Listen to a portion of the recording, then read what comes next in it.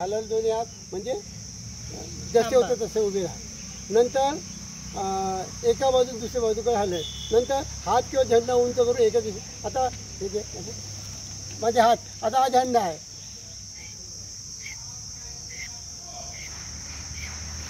झेंडा फडकवला म्हणजे इकडे या कम टू बी. नंतर 3 आहे हात किंवा झेंडा उंच हळूवार बनायला. आता इथं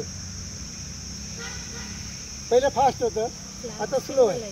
म्हणजे स्लो झालं म्हणजे दूर जा गो अवे दूर जा एका ठिकाणी दबू नका.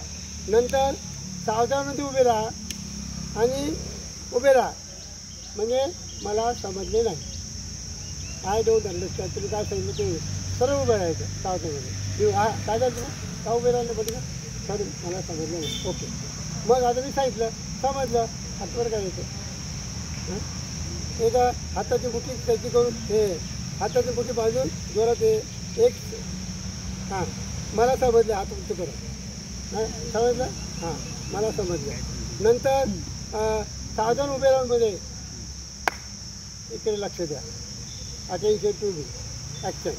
नंतर तुम्ही हाताच्या मुठी बांधून जोरदार हलवणे धावत्या माझ्याकडे कम फास्ट. नंतर हाताचे कैची करून असं म्हणजे गोलाकार उभे राहा नालाकार उभे राहा घोड्याच्या नाल्यासारखे उभे राहा.